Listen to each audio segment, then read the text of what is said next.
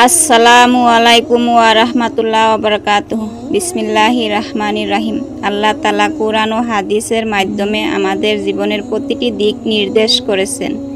ইসলামে নারীর মর্যাদা অত্যন্ত উচ্চ এবং কিছু গুণাবলী ও চরিত্র নারীদের আল্লাহ বিশেষভাবে ভালোবাসেন। এমন 10 প্রকার নারীর কথা তুলে ধরা হলো যাদের আল্লাহ ভালোবাসেন। 1 নাম্বার, পরহেজগারী নারী, তাকওয়াবান।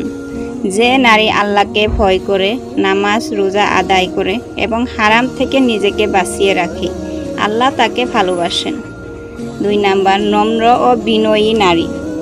যে নারী অহংকার করে না, বিনয়ের সাথে কথা বলে ও আচরণ করে, যে আল্লাহর প্রিয় বান্দী। ধৈর্যশীল নারী। যে নারী কষ্ট করে, পরীক্ষার সময় ধৈর্য ধারণ করে, আল্লাহ তাকে ভালোবাসেন।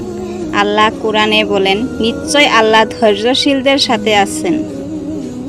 নাম্বার 4, শান্তিপূর্ণ ঘর নির্মাতা স্ত্রী।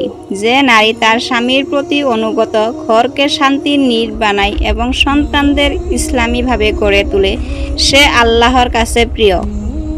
নাম্বার 5, ইবাদতকারী নারী। যে নারী নিয়মিত নামাজ পড়ে, কুরআন তেলাওয়াত করে এবং জিকিরে ব্যস্ত থাকে, সে আল্লাহর প্রিয় বান্দী। নাম্বার 6, আব্রু রক্ষা করা নারী, হায়াদারী।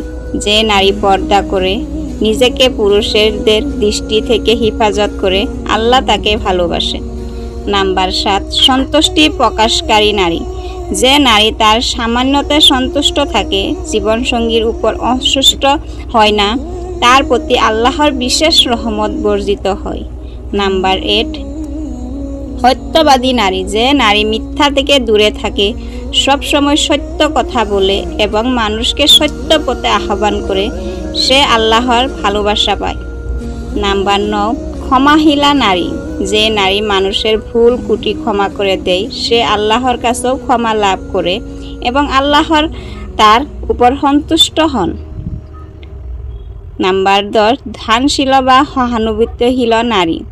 যে নারী অভাবীদের সাহায্য করে, দান সাদকা করে, প্রতিবেশী ও আত্মীয় স্বজনের খোঁজ রাখে, সে আল্লাহর ভরসা অর্জন করে।